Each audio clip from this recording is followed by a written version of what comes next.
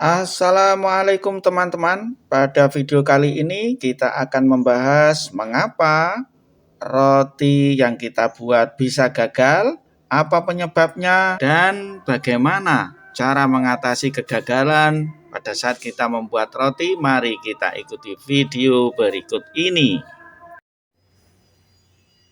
Assalamualaikum warahmatullahi wabarakatuh. Salam sejahtera buat semuanya, salam sehat selalu dan salam semangat, salam sukses untuk Anda semuanya. Teman-teman, dimanapun Anda berada, jumpa lagi di video saya. Pada pertemuan kali ini, kita akan membahas tentang beberapa faktor yang menyebabkan produk roti kita itu mengalami kegagalan, teman-teman ya. Mengalami kegagalan dalam artian produk kita itu kurang begitu baik, kurang memenuhi standar dari produk yang dikatakan bagus atau produk yang berstandar. Ada 5 kriteria ya. Sebuah produk roti bisa dikatakan produk itu gagal atau tidak layak jual atau produk itu kurang baik. Yang pertama, roti kurang bisa mengembang dengan sempurna. Yang kedua adalah roti berwarna pucat, ya, roti yang berwarna pucat. Yang ketiga, rotinya kolab atau jatuh, tidak membentuk struktur roti yang bagus, artinya rotinya mengalami penurunan ketika dikeluarkan dari oven. Terus, yang keempat, pori-pori roti kasar, ya, tidak halus, lubang rotinya besar-besar, dan remah rotinya gampang rontok, ya. Gampang rontok atau gampang hancur. Yang kelima, roti yang rasanya ada rasa masam atau ada rasa kecut. Nah, itu teman-teman. 5 kriteria roti yang bisa dikatakan roti yang gagal produk atau roti yang istilahnya kurang layak jual. Nah, apa penyebabnya yang menjadikan roti tersebut mempunyai kriteria yang jelek atau tidak layak jual? Baik, kita simak video berikut ini. Oke teman-teman, untuk kriteria yang pertama yaitu roti yang tidak bisa mengembang dengan sempurna atau bisa dikatakan roti yang bantat ya. Oke, teman-teman, roti yang bantat sebenarnya ada beberapa faktor yang bisa mempengaruhi atau menyebabkan roti itu terjadi bantat atau tidak mau mengembang dengan sempurna. Yang pertama, teman-teman, mungkin jumlah penggunaan ragi yang kurang, ya. Penggunaan yeast yang kurang. Oleh karena itu, kemarin pada salah satu video saya menekankan bahwa pada saat menimbang ragi atau yeast, ya, teman-teman sebaiknya menggunakan timbangan digital. Teman-teman jangan menggunakan takaran sendok, ya. Jangan menggunakan takaran sendok. Saya sebagai seorang baker bertahun-tahun tidak pernah dianjurkan oleh guru saya, oleh supervisor saya, oleh atasan saya, oleh penanggung jawab saya untuk menimbang atau saat menimbang atau mengukur yeast dengan menggunakan sendok. Pakailah timbangan digital yang akurat. Jadi yang pertama ya, mungkin jumlah raginya kurang karena faktor pada saat kita menimbang itu menggunakan takaran. Pada saat menimbang bahan roti, 3 bahan ini harus teman-teman menimbang dengan timbangan digital. Yang pertama adalah yeast atau ragi roti, yang kedua adalah garam, yang ketiga adalah bread improver. 3 bahan ini sangat mempengaruhi kinerja dari ragi sehingga ragi bisa mengembangkan roti dengan sempurna. Pada saat teman-teman mengaduk roti atau melakukan proses mixing ya pada suatu adonan, teman-teman harus mengenali 6 kondisi adonan ya, pick up, clean up, development, final, let down, dan breakdown. Nah, mungkin teman-teman pada saat proses mixing ya, adonan belum mencapai final atau belum kalis. Nah, ada beberapa tukang roti yang kadang-kadang itu menggunakan timing atau menggunakan waktu pada saat proses mengaduk. Jadi mereka main kira-kira waktu, tidak dicek dengan teliti menggunakan cara yang seperti saya sarankan kemarin, yaitu mengambil kecil adonan ya, mengambil sedikit adonan kemudian dilebarkan dengan tangan. Jika adonan sudah bisa membentuk lapisan tipis ya, seperti karet atau seperti plastik yang tidak mudah robek, itu tandanya adonan sudah final. Nah, kalau adonan sudah final teman-teman, kemungkinan ya, jaminan roti akan bisa mengembang dengan baik karena gluten yang ada di dalam tepung terigu itu sudah membentuk struktur yang bisa untuk mengangkat roti dan menahan gas yang dihasilkan oleh aktivitas yeast, sehingga roti bisa mengembang dengan sempurna karena glutennya elastis teman-teman. Kalau elastis sehingga gas yang dihasilkan oleh aktivitas ragi pada saat proses fermentasi itu akan mendorong roti untuk mengembang. Faktor yang selanjutnya teman-teman, yaitu ketika teman-teman pada saat melakukan final proofing atau pengistirahatan atau fermentasi roti yang terakhir ya, itu biasanya kurang maksimal. Artinya apa? Waktu proofing atau waktu fermentasi yang terakhir itu kurang, teman-teman. Jadi, pada saat fermentasi belum mencapai titik yang maksimal, roti belum mengembang dengan sempurna, biasanya tergesa-gesa dimasukkan di dalam oven. Itu. Jadi, final proofing atau fermentasi yang terakhir itu menjadi penentu ya, menjadi penentu. Seorang baker harus mampu ya mengenali karakteristik tiap jenis dan model roti ya. Tiap jenis dan model roti harus mampu mengenali karakteristik roti ini sudah waktunya masuk oven atau belum. Nah, itu.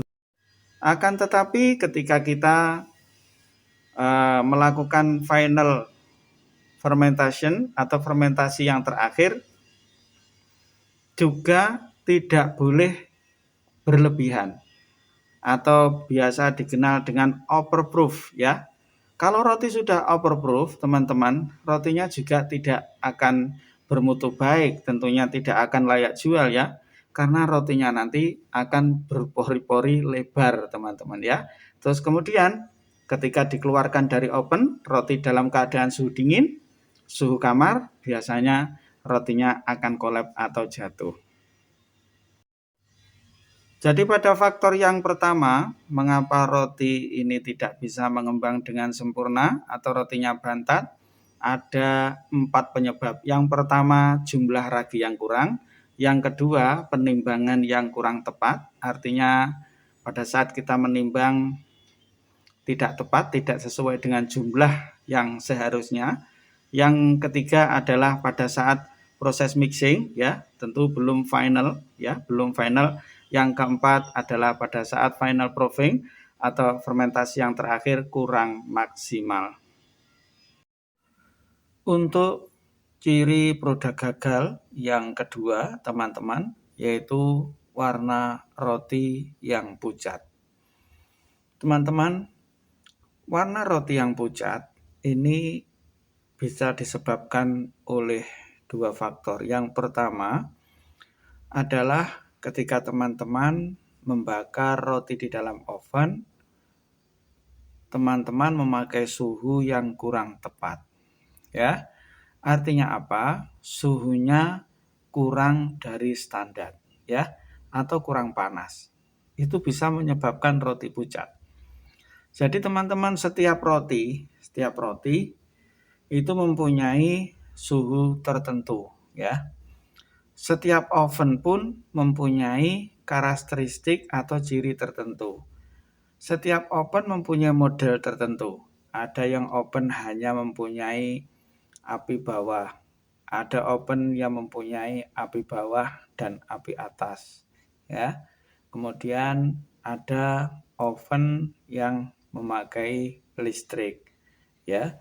Tenaga untuk pengapian memakai gas LPG, tenaga untuk mengatur sirkulasi gas memakai tenaga listrik. Jadi teman-teman, dari berbagai tipe oven tadi ya, teman-teman harus bisa memberikan suhu yang tepat kepada setiap roti ya. Setiap oven belum tentu mempunyai suhu yang sama ya. Kadang ada selisih tapi tidak terlalu banyak. Misalkan kita ketika membakar roti manis itu dengan suhu 190 derajat ya, ketika kita memakai oven gas yang api bawah aja, tidak ada api atasnya. Begitu juga ketika kita memanggang roti manis ya, dengan oven yang memakai suhu atas dan bawah, api atas dan bawah, biasanya api atas kisaran 190, api bawah kisaran 180 derajat Celcius. Nah, di situ biasanya teman-teman, ketika baker memanggang roti, nah dia kadang suhunya kurang tepat. Artinya suhunya di bawah suhu yang standar untuk roti tersebut. Itu bisa menyebabkan warna roti pucat ya. Artinya coklatnya roti itu kurang sempurna. Terus faktor yang kedua, mengapa roti itu bisa pucat? Mungkin ketika teman-teman menimbang gula ya, menimbang gula pasir untuk resep roti biasanya kurang ya. Terjadi kesalahan terus kurang. Itu akibatnya roti bisa pucat teman-teman ya. Misalkan roti manis standar, kita memakai timbangan untuk bobotnya gula ya. Biasanya 200 gram sampai 250 gram per 1 kilo tepung. Tapi di situ terjadi kesalahan ya, mungkin hanya 100 gram saja. Karena gula pasir itu mempunyai fungsi yaitu membentuk warna pada roti. Selanjutnya ciri yang ketiga, dikatakan produk itu gagal atau kurang bagus, roti kolap atau jatuh. Artinya rotinya itu kempes teman-teman ya. Pada saat roti dimasukkan ke dalam oven, pada saat terjadi proses pembakaran, rotinya mengembang. Ketika roti dikeluarkan dari oven, rotinya akan kempes. Nah, itu ada dua faktor yang menyebabkan teman-teman ya. Yang pertama, proses mixing yang tidak mencapai tahapan maksimal. Ya, itu. Jadi ini penting sekali teman-teman, penting sekali. Karena proses mixing ini adalah sebuah proses untuk membentuk gluten menjadi struktur pada produk roti.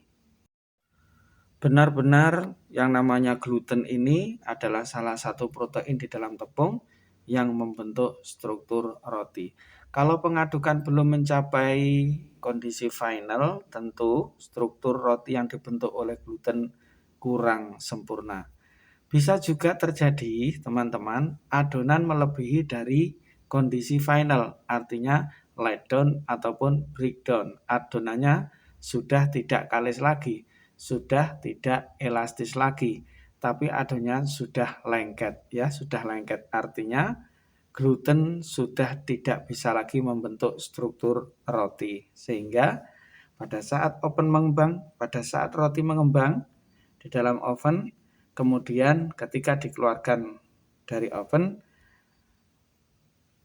gluten tidak bisa menahan gas ya yang dihasilkan oleh aktivitas ragi, sehingga rotinya akan collapse atau jatuh atau kempes, teman-teman. Terus yang kedua, teman-teman, adonan kurang garam, ya. Nah, bagaimana bisa adonannya kurang garam, teman-teman? Garam di samping berfungsi untuk menguatkan rasa dari beberapa bahan yang lain, misalkan susu bubuk, telur, ya. Garam di samping berfungsi sebagai menguatkan rasa dari masing-masing bahan, garam berfungsi juga untuk menguatkan gluten, ya. Pada saat proses mixing terjadi ikat mengikat antara protein gluten yang satu dengan yang lainnya. Di situ fungsi garam, teman-teman ya, fungsi garam. Terjadinya proses ikat mengikat antara gluten yang satu dengan yang lain, garam ini berfungsi untuk menguatkan gluten pada saat terjadi proses mixing, sehingga rotinya akan berdiri atau kokoh atau kuat, teman-teman ya. Nah, kalau penggunaan garam kurang ya, tentu struktur roti tidak akan bisa kuat atau tidak akan bisa kokoh, yang menyebabkan nanti rotinya menjadi gembos atau collapse atau jatuh. Ciri yang keempat, teman-teman, ciri yang keempat bisa dikatakan roti gagal produk atau roti kurang bagus, yaitu pori-pori roti kasar, ya, pori-pori roti kasar dan berongga-rongga besar, ya. Terus kemudian remah roti ini gampang rontok, teman-teman ya, gampang rontok. Artinya remah roti ini gampang hancur, teman-teman ya. Nah, mengapa ini bisa terjadi? Ada dua faktor yang menyebabkan, teman-teman. Yang pertama, pada saat proses mixing, teman-teman ya. Pada saat proses mixing atau proses pengadukan roti, nah, teman-teman ini tidak memakai air es, ya. Kenapa? Tukang roti, para baker, semuanya menganjurkan ketika kita mengaduk dengan mixer menggunakan air es, ya, supaya suhu adonan tetap stabil dan terjaga pada suhu 26 sampai 28 derajat Celcius. Itu suhu adonan standar, ya, suhu adonan yang baik, sehingga nanti bisa menghasilkan roti yang bagus. Nah, pada saat fermentasi yang terakhir ini biasanya terlalu panas, ya. Pada saat fermentasi yang terakhir ini suhu di dalam kabinet prover ini terlalu panas. Sebenarnya berapa suhu yang ideal? Pada saat fermentasi yang terakhir, suhu yang ideal itu 33 sampai 38 derajat Celcius. Itu suhu yang ideal untuk proses fermentasi yang terakhir. Dan tidak lupa teman-teman, kelembapan relatifnya ruangan prover itu 80 sampai dengan 85%, ya, kelembapan uap airnya. Nah, untuk mengetahui ya kelembapan relatifnya ini sudah pas apa belum antara 80 sampai 85%, teman-teman cirinya bisa melihat kaca yang ada di kabinet prover, yang ada di kotak prover itu. Ketika uap air sudah mengembun mengenai kaca, ya, uap tersebut akan menetes menjadi titik-titik air di dalam kaca. Itu tanda bahwa kelembapan relatif 80 sampai 85% itu sudah tercapai. Jadi teman-teman, kalau di dalam ruangan proving, di dalam ruangan fermentasi atau di dalam kabinet fermentasi itu, kabinet prover itu terlalu tinggi suhunya, melebihi 38 derajat Celcius, tentu nanti aktivitas ragi akan menjadi liar, akan menjadi over, sehingga dihasilkan terlalu banyak gas yang menyebabkan rongga-rongga roti, rongga-rongga pori-pori itu terlalu besar sehingga pori-porinya besar. Terus yang kedua teman-teman, adonan juga belum mencapai final ketika teman-teman mengaduk adonan dengan mesin atau mixer. Jadi ini teman-teman penting sekali. Final ya. Dikatakan kalis, ini penting sekali ya. Bisa juga mempengaruhi mempengaruhi pori-pori pada roti. Terus kemudian faktor yang kelima yang menyebabkan roti gagal produk atau menghasilkan roti yang kurang bagus sehingga roti rasanya masam atau kecut ya. Ini dipengaruhi oleh satu faktor teman-teman ya, yaitu terlalu banyak menggunakan ragi ya. Teman-teman jangan melebihi takaran ragi yang ada pada resep ya, dengan harapan supaya cepat mengembang, pekerjaan supaya cepat selesai. Nah, ini menjadi pengalaman saya ketika bekerja di sebuah dapur bakery ya. Pekerjaan banyak, pesanan menumpuk ya, ditarget jam sekian harus sudah jadi.